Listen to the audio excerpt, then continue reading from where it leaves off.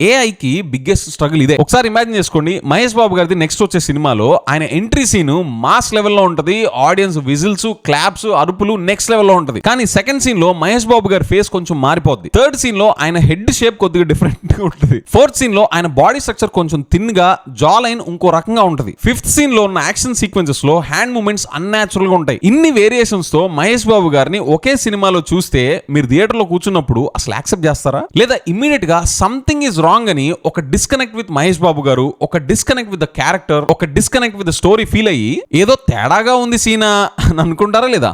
Cinema అనే మీడియంలో audience అందరికి ఒక సైలెంట్ ఎక్స్పెక్టేషన్ ఉంటది. అదేంటంటే కన్సిస్టెన్సీ. మహేష్ బాబు గారి మూవీలో ఆయన స్టోరీ అంతా మూవీతో కోహరెంట్ గా, కన్సిస్టెంట్ గా ఉండాలి. ఆ స్టోరీలో చూపించే వరల్డ్, సినిమా మొత్తం కన్సిస్టెంట్ గా ఉండాలి. స్టోరీకి తగ్గట్టు విజువల్స్ బిలీవబుల్ గా ఉండాలి. ఏఐకి బిగ్గెస్ట్ స్ట్రగుల్ ఇదే, కన్సిస్టెన్సీ అండ్ కంట్రోల్.